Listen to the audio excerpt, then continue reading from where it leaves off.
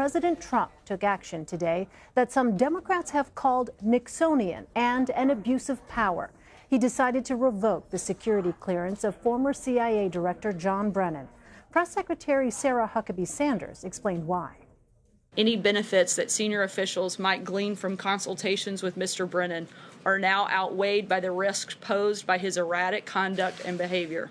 Second, that conduct and behavior has tested and far exceeded the limits of any professional courtesy that may have been due to him.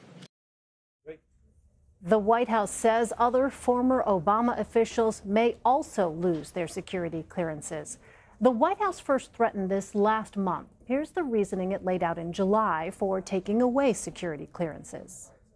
The president looking to take away Brennan's security clearance. He's also looking into the clearances of Comey, Clapper, Hayden, Rice, and McCabe. The president is exploring the mechanisms to remove security clearance because they've politicized and in some cases monetized their public service and security clearances. Making baseless accusations of improper contact with Russia or being influenced by Russia against the president is extremely inappropriate. And the fact that people with security clearances are making these baseless charges provides inappropriate legitimacy to accusations with zero evidence. President Trump criticized Brennan and other former Obama officials in July in an interview with CBS Evening News anchor Jeff Glor. Do you think any intelligence agencies, U.S. intelligence agencies, are out to get you? Well, certainly in the past, it's been terrible. You look at Brennan, you look at Clapper, you look at Hayden, you look at Comey, you look at McCabe, you look at Strzok and his lover, Lisa Page. You look at other people in the FBI that have been fired, that are no longer there. Certainly, I can't have any confidence in the past, but I can have a lot of confidence in the present and the future because it's getting to be now where we're putting our people in. But in the past, no, I have no confidence in a guy like Brennan. I think he's a total lowlife. Brennan has been critical of the president's conduct. After the summit in Helsinki, he accused the president of treason. And during an interview Tuesday night, Brennan took another shot at the president. I think Donald Trump has badly sullied the reputation of the office of the presidency with his invective, with his constant disregard, I think, for human decency, as well as his befriending of autocratic leaders around the world, and his continued pursuit of relationships to benefit himself as opposed to the country. I do think that America's standing in the world has also been tarnished. And here's what the president's lawyer, Rudy Giuliani, said about Brennan just on Monday. I'm going to tell you who orchestrated, was the quarterback for all this. It isn't just Strzok. He's a bit of a puppet. Then there's Mueller. He's a puppet. People working for him are, some of them are really... I have a funny feel you're about to drop a bomb on me. Go ahead. The guy running it is Brennan, and he should be in front of a grand jury. Is Brennan. Brennan, CIA director. Brennan took an affidavit, a dossier, that unless he's the biggest idiot intelligence agent that ever existed, although he never really did much intelligence work, it's false. You can look at it and laugh at it. Fran Townsend is a CBS News senior national security analyst, and she served as Homeland Security Advisor to President George W. Bush. Fran, thanks for being here. Fast-moving developments, and I want to get your take on John Brennan's comments just a short time ago. He addressed this on MSNBC a few minutes ago. Let's take a listen to what he said. Revoking my security clearances is his way of trying to get back at me. But I think I have tried to voice the concerns of millions of Americans about Mr. Trump's failures in terms of fulfilling the responsibilities of that sacred and solemn office of the presidency. And this is not going to deter me at all. I'm going to continue to speak out.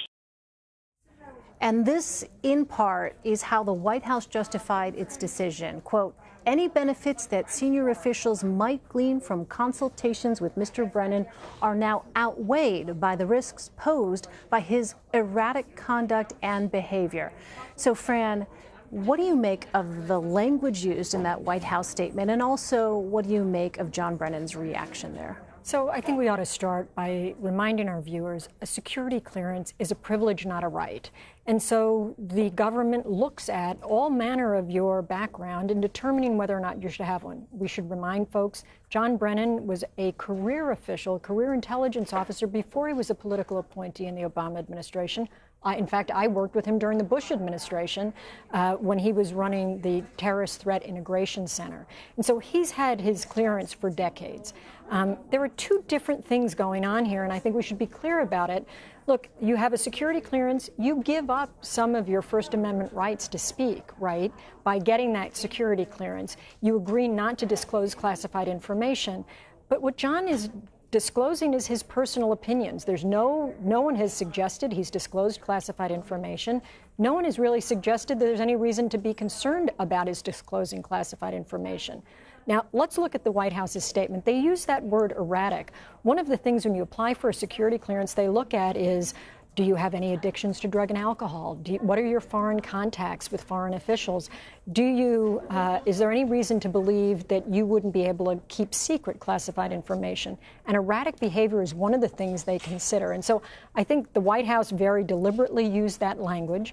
Normally, if you're a career official with a security clearance, you go through a process to have a clearance revoked. And there are career officials that look at the evidence of your erratic behavior to determine whether or not it should be pulled. We don't have any indication that they went through a process here. What the White House is suggesting is based on his clearance as a political official, he was able to maintain that, and they don't believe that there's reason for him to maintain that anymore.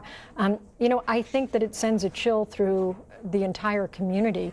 It's not a crime to have a security clearance and then do work in the private sector that requires that security clearance. Because some people might wonder about that, Fran. Why would it be necessary for someone who is no longer in an intelligence post to maintain that security clearance? Oftentimes in the private sector, you have defense companies and other contractors that do classified business with the government, and they need outside consultants to advise them on that work. And so those outside consultants often have security clearances. Very often those are senior members of the military, members of the intelligence community. Nothing inappropriate about that, and they maintain those clearances in order to work with those private companies. Fran, there are conflicting reports about whether or not the Director of National Intelligence, Dan Coats, was in the loop when it comes to this decision.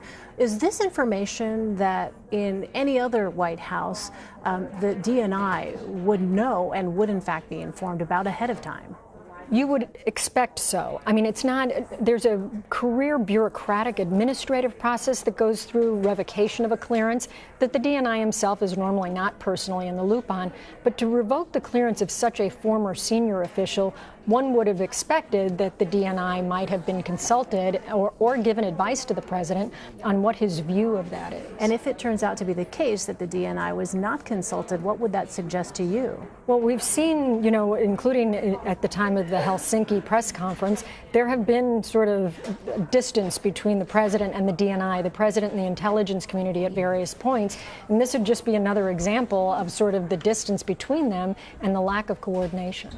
Fran, I want to read a quote from columnist Tom Rogan, writing in the conservative Washington Examiner this afternoon. Quote, "Consider, for example, if a CIA covert action program that began under Brennan's leadership develops in a manner that is unexpected or destabilizing for U.S. interests.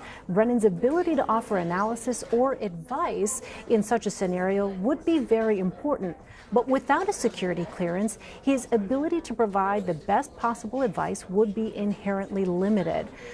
What is your take on that? It's a hypothetical, obviously, but have you ever encountered situations like that hypothetical posed there? Absolutely. Look, I continue to have a security clearance for a multitude of reasons. One is I continue to advise individuals inside the government who ask for my advice. I also advise private companies.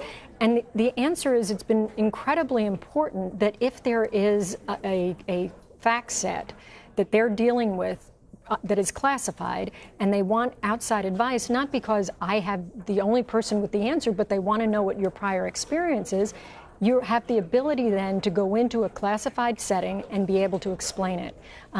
They have the right to make their own decisions independent of my experience or anyone else's, but their ability to hear those things and consult is very important. And so I think it's sort of a loss, not only at the most senior levels, but also among the career officials that John has worked with over the many decades of his public service. So you said a moment ago, typically there is a process that takes place if someone's clearance is revoked.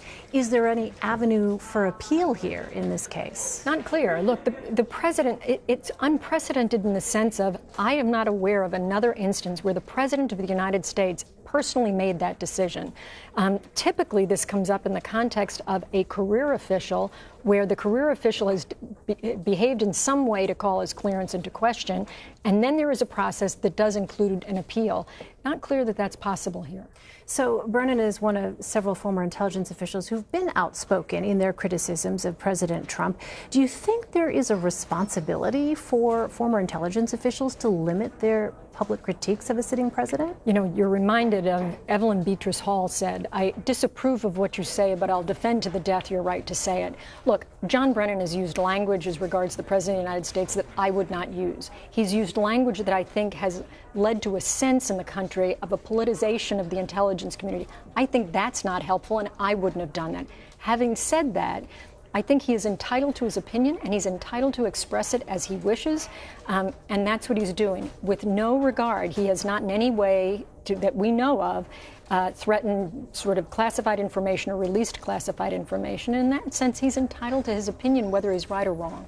A last question for you, Fran. You said a moment ago that you think this is essentially unprecedented. How concerned are you that, you hold a security clearance, that in fact this is something that could very well happen because of something you might say or might have said? So, look, I think we have to understand that while the White House referred to a list of former officials, including Mike Hayden, who served in the Bush administration, it's in no way limited to that list. And so you have to ask yourself, if the president sees what you're saying and thinks it's critical and dislikes it, will you put your clearance at risk?